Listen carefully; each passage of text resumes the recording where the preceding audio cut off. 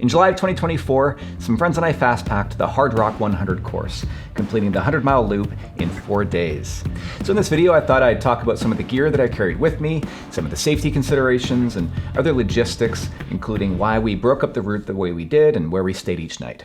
Now, the Hardrock 100 course is a very remote and very challenging race route, and it's made even more difficult by the altitude at which it takes place. And so what this means in practice is that you really should be expecting to spend between about 8 to 12 hours on feet each day, if not more, depending on your pace. So you are going to have to carry quite a bit in terms of nutrition, but otherwise it won't be too unlike any other big backcountry adventure or really any mountain race, whether it's UTMB or Hardrock itself in terms of the gear that you're going to carry. So let's start with what I was wearing while on the run.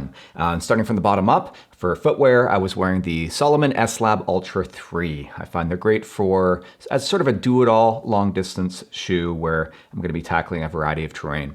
Working my way up, I like these shorts from Salomon. They're the Cross short, the 7-inch inseam with no liner.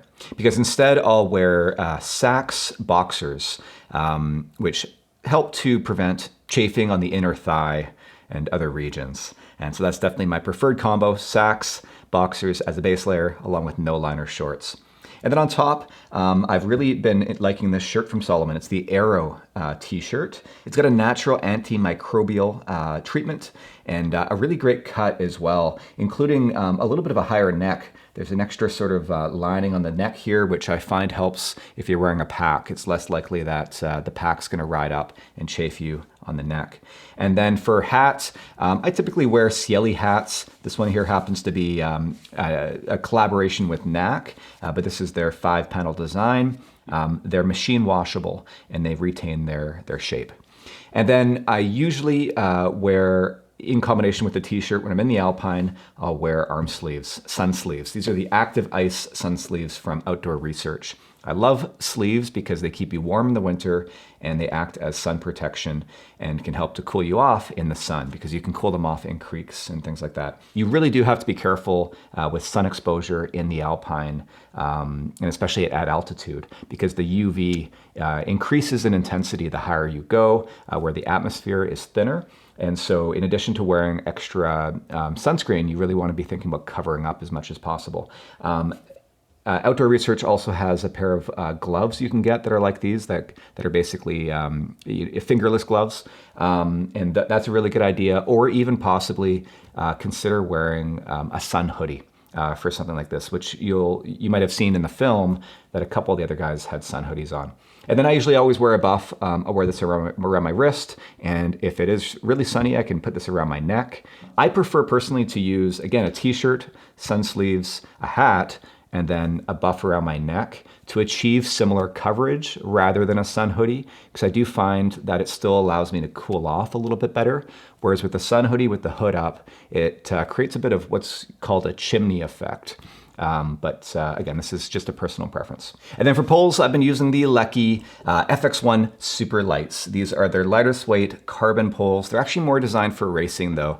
And so I typically recommend that you go down a step to the Leki FX1s, the non-super light version. They have reinforced attachment points. I believe they have some extra aluminum reinforcements that make them much more durable. So maybe saving these, the lighter ones, for racing. But what I love about Leki are the gloves. And so you basically wear these over top of your gloves if you need to wear some for warmth, or you can just wear them over your bare hands. And the poles themselves attach with what they call a shark system on this little loop here. And so it's very similar to Nordic ski poles. You get a lot more follow through and you don't have to grip the poles as much. It's a really great system, but on the pricier side. So if you're just getting started, I would recommend checking out the Black Diamond Distance Carbon Z poles. Those are also quite popular, especially here in North America, and a little bit better value, and they're a little bit more durable with a much better warranty and replacement policy if you do break them. And then in my pack, I had waterproof layers. So the Salomon Bonatti waterproof pant and the Salomon Bonatti waterproof jacket. And the reason I like carrying waterproof layers, even if there's no rain in the forecast, is because they can act as insulating layers as well. So instead of bringing something like a windbreaker jacket, for example, which wouldn't be practical in the rain, something like this you can put on for warmth, whether it's raining or not. And then I had the Arc'teryx Venta glove I've talked about this before. It's not waterproof, but when it does get wet, it still keeps your hands warm, almost like a neoprene glove. And so I like these for that reason. We did have rain the first morning, and that was forecast. And then we did expect potential thunder showers each afternoon, as tends to be the case in the San Juans during the summer. There tends to be afternoon thunder showers and lightning. We were fortunate that we didn't have them, but we were prepared just in case. But I did not bring a lightweight compressible down puffy jacket, for example, which is something I would often bring in the mountains, because we knew it was definitely going to be on the warmer side, and any bad weather that we did get likely wouldn't bring with it cold temperatures. It would just be wet, and that's where the waterproof layers come in. So let's talk about safety.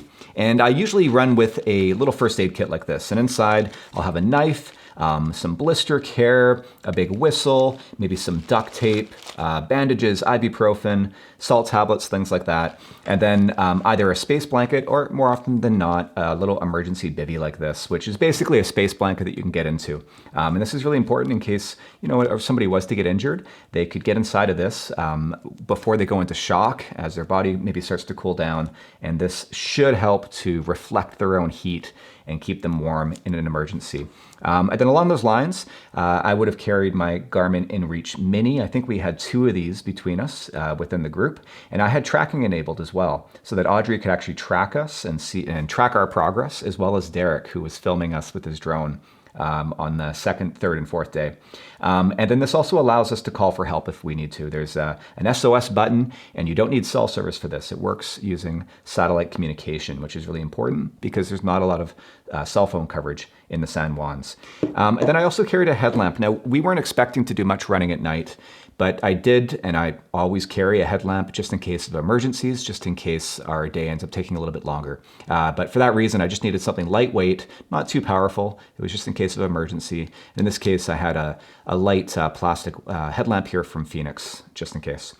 And then water filter. This is the XA filter cap from Salomon. So I never carried more than about 1 liter of water, 2 flasks up front, and then I had this empty in the back of my pack. And this way we could just basically pull water whenever we crossed a little creek or a river, and there were plenty of water sources en route.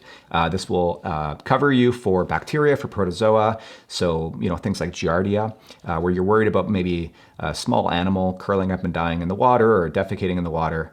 You'll be just fine with this. Now for my pack, I used the Salomon Advanced Skin Cross Season 15. It's a 15-liter pack. It actually has 2 compartments. One of them is waterproof, and it's got a roll top for one of the compartments. But the reason I used this pack was because I had my drone with me and a little bit of other camera gear as well, and so I needed some extra capacity. Otherwise, I would have used the Salomon Advanced Skin 12 with a quiver, because unfortunately the pole quiver is not compatible with the Cross Season 15. So I ended up having to hook my poles on using the little straps instead. And I'll do a separate video going into more detail on the Cross Season 15, so stay tuned for that. And for navigation, I used the Coros Vertix 2S. I highlighted this in the film itself. You saw how I had created a route for each day and then loaded it on the watch with using the built-in topographic maps so that I could both navigate and also see how much we had left in terms of distance and elevation. I see navigation as not just a practical issue, but also a safety issue as well. Certainly when you're doing a route like the Hard Rock course, where you are off trail for a lot of it. Having a good, dependable navigation aid like this, and the Vertix 2S is one that will last all week when doing something like soft rock without having to charge. Now, we didn't carry any camping gear, as you noticed, because of course Audrey was meeting us each night with the van. So we had our tents in the van, and one night in Telluride, we actually stayed in a hotel as well. It would be possible, though, to do this as a more traditional fast pack, where you're carrying ultralight camping gear. But of course, you'd have to have a much larger pack, and I think you'd probably be moving a little bit slower as well. So unless you were completely acclimated to the altitude, I would then assume that it's going to take you more than 4 days, maybe 5 or possibly even 6, especially if you were carrying your food for the entire time as well without a resupply. But another way to do this would have been to have started in Lake City. And we have some friends who did this recently. So they got dropped off by a friend leaving Lake City at the Sherman aid station. And then they ran through Ouray, Telluride, and Silverton, staying in hotels each night. and then finished back at Sherman and got picked up. So they avoided having to camp altogether. And this is something that you'll probably read if you do look at some other trip reports online. This is typically the way that people do it. Now, we wanted, though, to simulate as closely as possible what it's like to run Hard Rock. So that's why we started and finished in Silverton instead, and that necessitated camping at Sherman.